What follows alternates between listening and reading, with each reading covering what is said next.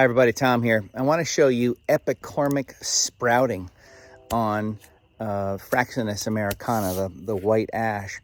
This is not normal growth.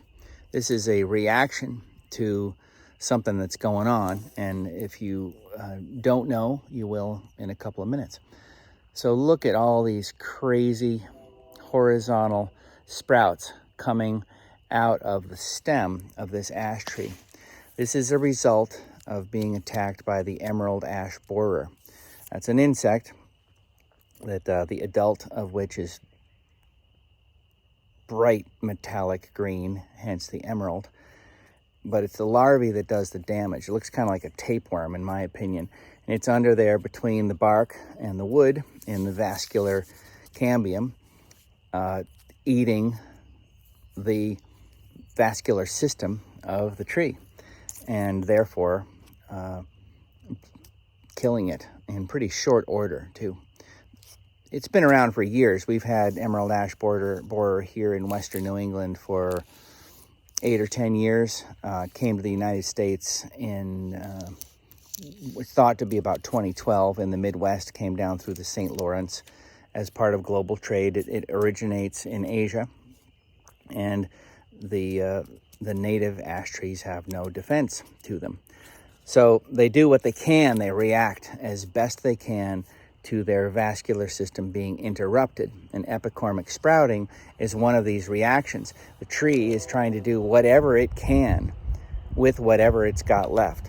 So it kind of makes sense, right, that if you put out sprouts closer to your root system, and you'll see lots of other species do something similar for many other reasons, whether they've been damaged or they've been attacked or what have you, you will see sprouts as a result. It all comes down to being able to photosynthesize and being able to circulate your lifeblood, if you will.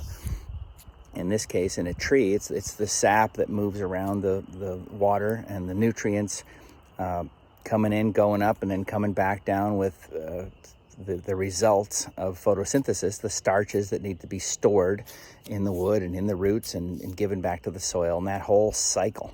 Well, if this tree is being attacked and its vascular system is being destroyed, then it sends out sprouts. And this is remarkable. This is some of the craziest epicormic sprouting that I've actually seen. And this tree is a goner in any language. And unfortunately, it's not going to hit anybody, but it is toast. We're not going to try to save this tree or anything, but I just saw it in the woods and walked over to use it as an example. It's trying, and this is still green here if I scratch the surface, but it's not going to survive.